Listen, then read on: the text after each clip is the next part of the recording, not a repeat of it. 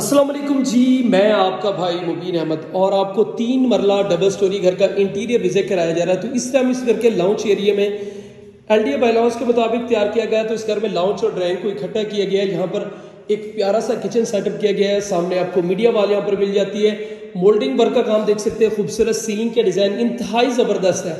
तो ground floor पर आपको एक ही मास्टर साइज का बेडरूम मिलता है, जहाँ पर आपको देख सकते हैं वॉल डिजाइनिंग इंतहाई शानदार किस्म की गई है और सीलिंग के डिज़ाइन तो वाव ज़बरदस्त है। तो ये इस घर का 3 सेक्शन में आपको वार्डरोब यहाँ पर खूबसूरत सी आपको तैयार की गई है और साथ ही आपको वेंटिलेशन एरिया मिलेगा। इसके अलावा ये आपका वाशरूम जिसमें वैनिटी प्रॉपर और इसके अलावा मिरर आपके तैयार किए गए हैं और कमोड के ऑप्शन के साथ ये वाला जो है आपका वाशरूम तैयार किया गया है। इस घर की मुकम्मल वीडियो मेरे YouTube चैनल पे मौजूद है, पाक प्रॉपर्टी चैनल के नाम से YouTube चैनल, वहाँ पे जाएं और इस घर की मुकम्मल तफसीलन वीडियो जाकर देख लें।